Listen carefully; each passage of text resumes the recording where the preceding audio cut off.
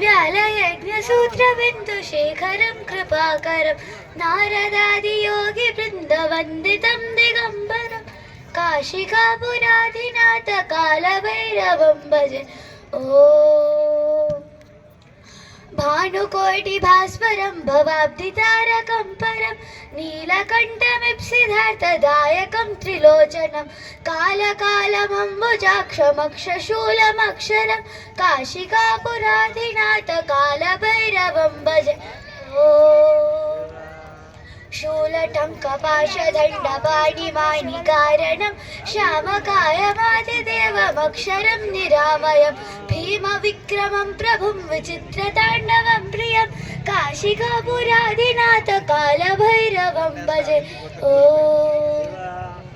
भुक्तिमुक्तिदायकं प्रशस्तचारुविग्रहं भक्तवत्सलं स्थितं समस्तलोकविग्रहं विरिक्वणन्मनोज्ञहेमकिङ्किणीलसत्कटं काशिकापुराधिनाथ कालभैरवं भजे।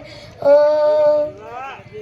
धर्मसेतुपालकं त्वधर्ममार्गनाशनं कर्मपाशमोचकं सुशर्मदायकं विभुं स्वर्णवर्णकेशपाशशोभिताङ्गमण्डलं काशिकापुराधिनाथ कालभैरवं भजे। ॐ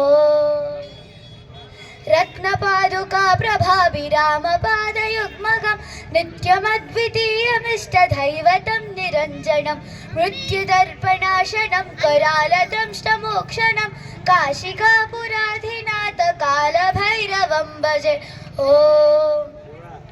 अट्टहासभिन्नपद्मजाण्डदोक्षसन्ततिं दृष्टिपातनष्टपापजालमुग्रशासकम् अष्टसिद्धिदायकं कपालमालिकाधरं काशिकापुराधिनाथ कालभैरवं भजे। ॐ भूतसङ्गणायकं विशालकीर्तिदायकं काशीवासलोकपुण्यपापशोधकं विभुं नीतिमार्गकोविदं पुरातनं जगत्पतिं काशिकापुराधिनाथ कालभैरवं भजे। कालभैरवाष्टकं पठन्ति ये मनोहरं ज्ञानमुक्तिसाधकं विचित्रपुण्यवर्धनं शोकमोहदैत्यलोभकोपतापनाशनं ते प्रयाति कालभैरवाङ्घ्रिसन्निधिं भुवं काशिकापुराधिनाथ कालभैरवं भजे। काशिकापुराधिनाथ कालभैरवं भजे। कालभैरवं भजे। कालभैरवं भजे। Thank you so much.